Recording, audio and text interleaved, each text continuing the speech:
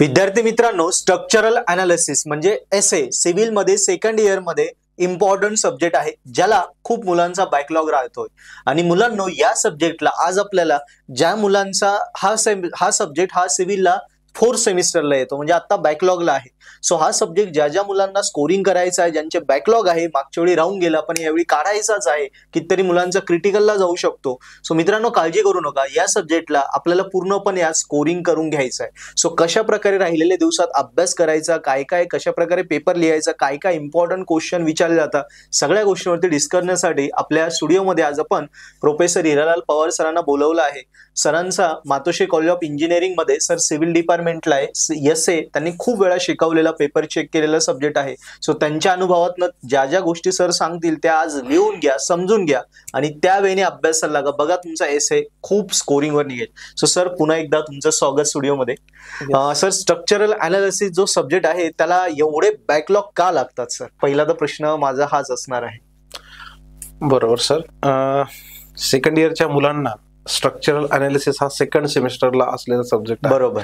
May be एसपीपीयूच्या विद्यार्थ्यांना जास्त तर हो. तर त्याच्या आधी त्यांनी मॉस हा सब्जेक्ट पण क्रॉस केलेला असतो. हो. आणि होतं काय सर की मुलांचं तसं बघितलं तर स्ट्रक्चरल अनालिसिस बद्दलचे जे बेसिक फंडामेंटल असतात ना, तिथे बऱ्याच मुलांना प्रॉब्लेम येतो. आता होतं काय की अनालिसिस मध्ये जसं की बेंडिंग मुवमेंट काय असते, शिअर फोर्स काय असतो, शिअर स्ट्रेस काय असतो, या बेसिक कन्सेप्ट त्यांच्या मॉस मध्ये झालेल्या असतात आणि तिथे त्यांना त्या क्लिअर होणं गरजेचं असतं. आणि तिथून जे त्याच्यातनं बाहेर पडतात आणि तिथे ज्यावेळेस त्या बेसिक कडे फोकस करत नाही ना, मग ते पुढे दुसऱ्या गेटला येऊन अटकतात आणि दुसरं गेट म्हणजे एसए. बरोबर. सेकंड सेमिस्टरला. यस. आणि तिथे या मुलांचा प्रॉब्लेम होतो. मग त्यांना परत त्या बेसिक गोष्टी बघणं, करणं हे तेवढं काय तिथे सिंक्रोनाइज होत नाही. बरोबर. आणि स्ट्रक्चरल अनालिसिस याच्यामध्ये काय होतं की अप टू दी लास्ट तुम्हाला सोल्युशन पूर्ण करावे लागतं. ओके. अर्ध्या स्टेप पर्यंत आन्सर सोडून दिलं मग तो कम्प्लीट झाला असं नसतं. त्याच्यामुळे याच्यामध्ये तुमचं बेसिक फंडामेंटल असणं गरजेचं आहे. मग बेसिक फंडामेंटल काय, तर ज्या मुलांना स्ट्रक्चर अनालिसिस डिफिकल्टी आहे त्यांनी आधी मी सांगतो त्या बेसिक फंडामेंटलला बघा. सगळ्यात महत्वाचं स्ट्रेस म्हणजे काय, स्ट्रेन म्हणजे काय, डायरेक्ट स्ट्रेस काय असतो, बेंडिंग स्ट्रेस काय असतो, त्याच्यानंतर सिम्पली सपोर्टेड बीम कशाला म्हणतात, युनिफॉर्मली डिस्ट्रीब्युटेड लोड काय आहे, पॉइंट लोड काय आहे, युनिफॉर्मली व्हॅरिंग लोड काय आहे, त्याच्यानंतर आपल्या सपोर्ट कंडिशन्स काय असतात, सपोर्ट कंडिशन नुसार त्याला किती फोर्सेस रिॲक्शन्स आपण देतो, त्याच्यानंतर आपल्या एंड कंडिशन्स काय असतात, त्याचे फॉर्म्युलेज काय असतात. बरोबर. या सगळ्या टेबलला मुलांनी वाचणं गरजेचं आहे. त्याच्यानंतर एसएफडी, बीएमडी, यस, बरोबर, ते काय आहे ते सगळं मुलांना कळायला पाहिजे. जोपर्यंत हे बेसिक फंडामेंटल त्यांना माहित नाही तोपर्यंत ते स्ट्रक्चरल अनालिसिस मध्ये पास होऊ शकत नाही. मित्रांनो, खूप महत्वाचं आहे. सरांनी बारीक बारीक बेसिक गोष्टी सांगितल्या, याच्यावर एकदा वर्कआउट करा म्हणजे एसए तुम्ही स्कोरिंग करू शकता. या बॅकलॉगला तो चांगल्या मार्कावर काढू शकता. मित्रांनो, आता महत्वाच्या तुमच्या प्रश्नाकडे येऊया की सरांना आपण आता युनिट वाईज एंड सेम साठी कुठले इम्पॉर्टंट क्वेश्चन्स आहेत, कुठले टॉपिक्स आहेत ज्याच्यावर फोकस केला तर तुमचा एसए स्कोरिंग होऊ शकतो, त्याच्यावर विचारूया. सर, तुम्ही सांगाल? यस. आपण जर एसपीपीयूच्या रेटेड बघितलं सिलेबस मध्ये तर तुम्हाला माहिती युनिट 3, 4, 5 आणि 6 यस असं मुलांना ते कंटेंट आहेत. तर युनिट 3 मध्ये तुम्हाला स्लोप अँड डिफ्लेक्शन मेथड आहे. तर स्लोप अँड डिफ्लेक्शन मेथडनेच तुम्हाला क्वेश्चन सॉल्व्ह करायचे आहेत. त्यात फिक्स आहे की एक क्वेश्चन हा तुमचा बीमवर असेल आणि एक क्वेश्चन तुमचा फ्रेमवर असेल. ओके. फ्रेम म्हणजे कोणती, ज्याच्यामध्ये 2 व्हर्टिकल मेंबर असतात, एक हॉरिझॉन्टल मेंबर असतो तुमच्या लँग्वेज मध्ये जर समजून सांगायचं ठरलं तर.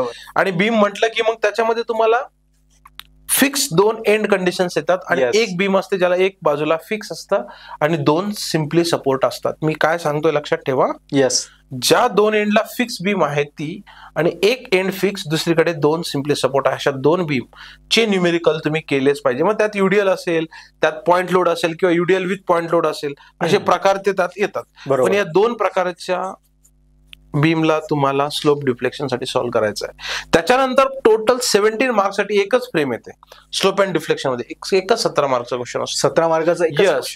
पण होतं काय की मुलांचं स्लोप अँड डिफ्लेक्शन मध्ये ज्या स्टेप सॉल्व्ह करताना फ्रेमला काय होतं की त्यांच्या ज्या सपोर्ट कंडिशन्स असतात त्या कन्सिडर करताना ज्यावेळेस ते तिथे इक्वेशन तयार करतात मग तिथे मुलांची गडबड होते, म्हणून फ्रेमचा एवढा मोठा मार्कचा क्वेश्चन असूनही मुलं चुकतात. ओके. त्यामुळे मी तुम्हाला सांगेल की बीमला तुम्ही सॉल्व्ह करा, जरी हा 17 मार्कचा क्वेश्चन असलं तरी. त्याच्यानंतर युनिट नंबर जर आपण 4 कडे गेलं तर तुम्हाला मुवमेंट डिस्ट्रीब्युशन मेथड आहे, MDM. बरोबर. तर स्लोप अँड डिफ्लेक्शन मेथडच्या पहिल्या 3 स्टेप हे MDM मध्ये सेम आहेत. मग त्याच्यामध्ये पुढे तुम्हाला मुवमेंट चे कॅल्क्युलेशन्स करून पुढच्या ऍडिशनल स्टेप्स आहेत, एवढाच त्याच्यामध्ये फरक आहे. पण स्लोप अँड डिफ्लेक्शन मेथड मध्ये जे बेसिक आहे तिथे पण बीम आहे, इथे पण बीम आहे, तिथे पण फ्रेम येणार आहे ऑरला, इथे पण परत 18 मार्काचा एकच फ्रेमचा क्वेश्चन असणार आहे. बरोबर. म्हणजे बघा, तुमचा पॅटर्न फिक्स आहे, क्वेश्चन फिक्स आहे, व्हॅल्यू चेंज होणार आहे, value change, loading condition change होणार आहे. यस. बस एवढ्यासाठीच तुम्हाला प्रिपरेशन करायचं आहे. आणि परत एकदा सांगतो की तुम्हाला स्टेप्स माहित पाहिजे काय काय आहे. बरोबर. आणि स्लोप अँड डिफ्लेक्शन मेथड असेल, MDM असेल, त्याच्यानंतर युनिट 5 मध्ये गेल्यानंतर आता आहे स्टिफनेस मॅट्रिक्स मेथड. तर स्टिफनेस मॅट्रिक्स मेथड मध्ये परत एक क्वेश्चन बीमवर, एक क्वेश्चन फ्रेमवर, म्हणजे काही चेंज होत नाही सर, फक्त मेथड चेंज होत आहे. Yes, same. तिथे पण तुम्हाला परत स्लोप अँड डिफ्लेक्शन मध्ये फिक्स एंड मुवमेंट नावाचा जो टॉपिक आहे, फिक्स एंड मुवमेंट नावाचा जो पार्ट आहे, तो प्रत्येक स्टुडंटला यायलाच पाहिजे. Fix end movement for UDL, fix end movement for centre point load, fix end movement for point load from A left support, point load from B support. या सगळ्या कंडिशन्स तुम्हाला तोंडपाठ पाहिजे, त्याचे फॉर्म्युले तोंडपाठ पाहिजे, निगेटिव्ह पॉझिटिव्ह, निगेटिव्ह पॉझिटिव्ह. बरोबर. तर हे खूप महत्वाचं आहे आणि यावरच तुमचे पुढचे न्यूमेरिकल डिपेंड करतात.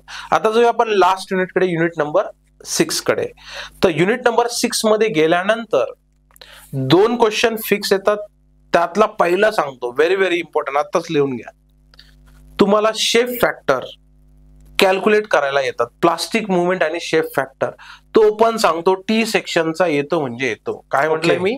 टी सेक्शन वरचा शेप फॅक्टर प्लास्टिक मुवमेंट तुम्हाला येतो म्हणजे येतो. त्याच्यात शेप फॅक्टर म्हणजे काय, प्लास्टिक मुवमेंट म्हणजे काय, प्लास्टिक हिंज म्हणजे काय, या सगळ्या गोष्टी त्याच्यात येतात. आणि त्याच्यातच अजून एक क्वेश्चन आहे तुम्हाला, तो म्हणजे प्लास्टिक अनालिसिस. त्याच्यात पण सांगतो simply supported beam width intermediate support with point load, हे तुम्हाला येतं म्हणजे येतं. बरोबर. तर एवढं केलं की तुम्हाला स्ट्रक्चरल अनालिसिस मध्ये मोर दॅन 60 मार्क्स मिळू शकतो. Sure sir. सर खूप सुंदर प्रकारे त्यांना खूप इम्पॉर्टंट क्वेश्चन तुम्ही देऊन दिले.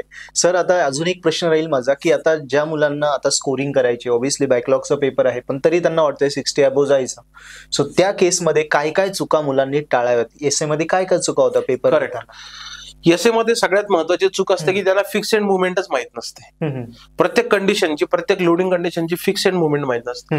फिक्स एंड मुवमेंट चुकते आणि पुढे स्टेप्स माहित असूनही उपयोग होत नाही. बरोबर. म्हणून सगळ्यात महत्वाची काळजी आहे की मला सेंटर पॉइंट लोड असेल, युडियल असेल किंवा पॉइंट लोड फ्रॉम सपोर्ट असेल, या केसमध्ये फिक्स एंड मुवमेंट कशी घेतात हे मला माहितच पाहिजे.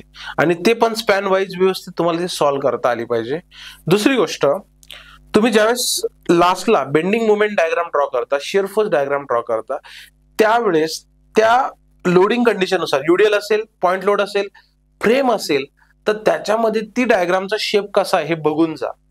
ते चुकल्यामुळे पण मार्क्स रिड्यूस होतात. करेक्ट. ह्या सगळ्या गोष्टी यांनी करणं गरजेचं आहे. आणि दुसरं म्हणजे यांचं प्रॅक्टिस ऑफ कॅल्क्युलेशन्स. कारण एसए हा असा सब्जेक्ट आहे की ते नंबर ऑफ कॅल्क्युलेशन्स आहेत, number of calculation. Example 17 correct repeated steps आहेत. आणि तिथे मुलं काय करतात, प्लस मायनस साईन घेताना चुकतात आणि प्रॅक्टिस नसल्यामुळे कॅल्क्युलेशन चुकतात. जस्ट वाचतात ना, सोडवत नाही. सोडवायला पाहिजे. ऍटलिस्ट वन्स तुम्ही एक प्रकार सोडवलाच पाहिजे. बरोबर. सर PYQ किती करायला पाहिजे पोरांनी? मी सजेस्ट करेल की तुम्ही मागचे 3 क्वेश्चन पेपर बघायलाच हवे. Yes, with option. येस. कारण कसं असतं, एक जनरल थिअरी आहे की दोघांमध्ये जज होत नाही. काय असतं, हा म्हणतो येस, हा म्हणतो नो. बरोबर. इथे 50% चान्सेस असतात. बरोबर. पण ज्यावेळेस मी तिसरा त्याच्यामध्ये घेतो ना, मग याच्यात पॉसिबिलिटी वाढते येसची की नो की. मग आपण तिथे लगेच फायनल डिसिजन देऊन टाकतो. म्हणून 3 PYQ माझे असायलाच पाहिजे. 1 पण नको, 2 पण नको, पण 3. मग 3 मला जज करून देतो की यस, पॉसिबिलिटी मेजॉरिटी कोणाची जास्त आहे. बरोबर. Yes. So that's why 3 PYQ is very very important. नक्कीच. सुंदर सर, खूप सुंदर प्रकारे तुम्ही मार्गदर्शन दिलं.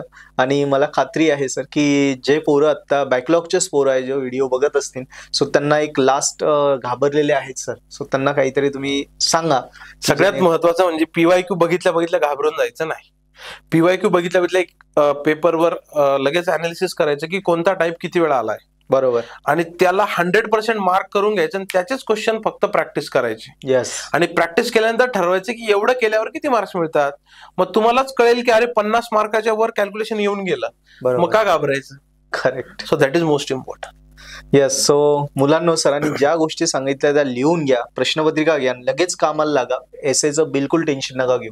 आणि तुम्हाला वाटतंय की मला खरोखर स्कोरिंग करायचं, सरांनी एवढ्या सुंदर प्रकारे सांगितलं, सरांकडूनच तुम्हाला जर एसे शिकायचं असेल तर नक्की तुम्ही पर्पल हॅट ऍप्लिकेशन डाउनलोड करा, ज्याच्यामध्ये सरांनी पूर्ण व्हिडिओ लेक्चरचा कोर्स दिला आहे. त्यात ईच अँड एव्हरी टॉपिक जे डिस्कस केले ते शिकवलेलं आहे एकदम सोप्या पद्धतीने मराठीमध्ये, विथ PYQ आहे. त्याच्यात एक PYQ सॉल्व आहे, पेपर पॅटर्न आहे, नोट्स आहे, सगळ्या गोष्टी दिल्या आहे. सो या संदर्भात सुद्धा तुम्हाला काही माहिती लागली, तुम्ही खाली कॉन्टॅक्ट आहे, कॉल करू शकता, माहिती घेऊ शकता आणि पर्पल हॅट ऍप्लिकेशन डाउनलोड करून अभ्यास करून तुमचा एसे स्कोरिंग करा. तसं हा व्हिडिओ जास्तीत जास्त फ्रेंड्सला सजेस्ट करा, जेणेकरून एसे हा प्रत्येकाचा स्कोरिंग व्हायलाच पाहिजे.